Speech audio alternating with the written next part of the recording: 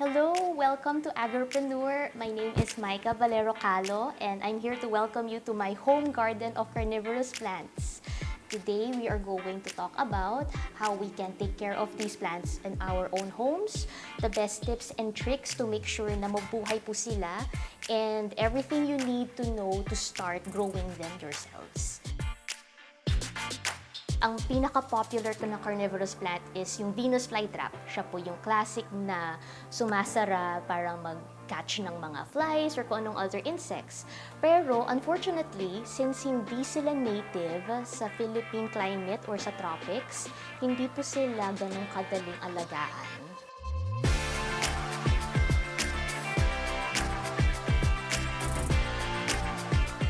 Ang pitcher plants po is yung mga nanghuhuli ng mga bugs at even small animals. Sila din po yung tumutubo ng malaki.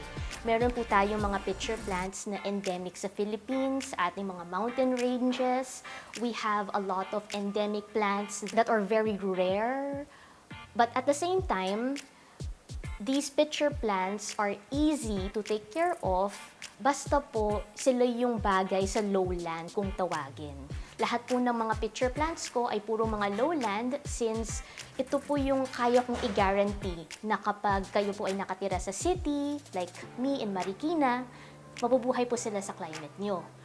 Pagdating naman po sa Sundews, ang ating number 2 na pinakamadaling alagaan, mas maliit po sila sa pitcher plants. Sila po ay parang living flypaper kung tawagin ko kasi sila po ay malagkit at dun po dumitikit ang mga kinakain nilang insects. Pero takaw tubig naman po sila at takaw araw naman din po. Ang pinaka-common cause of death for a sundew to die is hindi po sila nadidiligan, nakalimutan po ni grower. Another reason why they tend to be a little more difficult is kasi hindi po regular water ang ginagamit to water these plants. Ang ginagamit lang po natin ay low ppm water. Ano pong ibig sabihin ng low ppm water? Ito po ay rainwater or reverse osmosis or RO water. Ito po ay walang minerals whatsoever. Kasi sa lahat ng carnivorous plants na meron, lahat po sila ay nag-adapt para walang minerals ang kanilang soil, ang kanilang water. So, tap water po natin, hindi pwede, mamamatay po ang ating plants. Regular loam soil, garden soil, hindi rin po pwede. So, ang mga plants lang na pwedeng actually gamitan ng tap water is yung pitcher plant. So, kung babalik po tayo dun sa question na what is yung pinakamadaling carnivorous plant for beginners, pitcher plant po ang aking always na sinasagot.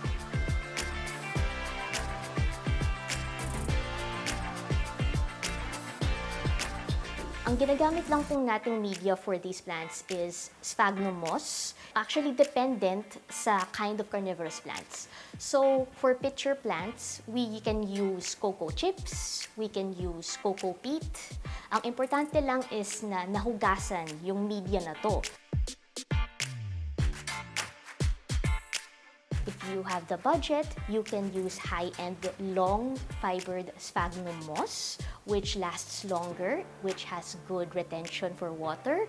On the other end, you can use peat moss or cocoa peat, which is much more accessible, much cheaper, but requires more maintenance.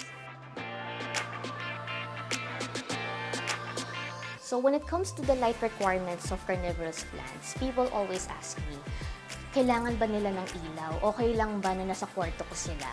Unfortunately, ang answer po nun is no. Because ang carnivorous plants require a lot of light. And that is true for all the plants that I raise. This isn't true for all carnivorous plants because there are thousands of species po, lalo na yung mga pitcher plants na nasa mountainous regions natin. However, for lowland varieties that I recommend to beginners, they are happiest when they are exposed to at least 7 to 15 hours of light. Kaya malaki po yung range na yun is because 7 is the minimum for them to be able to grow. But 15 is when they are able to achieve their best colors, their best sizes, and makikita mong happy talaga sila when they get as much light as they can.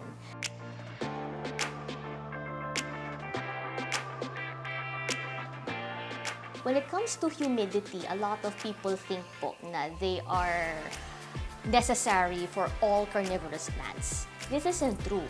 Humidity depends on the kind of plant. There are varieties po kasi talaga of pitcher plants and sundews that require higher humidity. You have to check whether the plant that you buy comes from a mountainous region or comes from a higher altitude like Baguio or Tagaytay. Now, yung mga plants na in-offer ko po, since they are very much geared towards beginners, none of them actually need a higher humidity. So, as long as they are given enough light, enough of the right water, and they are consistently planted in the right media, you don't have to worry about humidity. So if you want to start growing your own carnivorous plants, you can find me online at Fyunkintas Flants on TikTok, on Instagram, and on Facebook. I'm also on YouTube with videos on how to actually grow them and all the tips and tricks and tools you need to make sure na you can start your carnivorous plant journey on the right foot.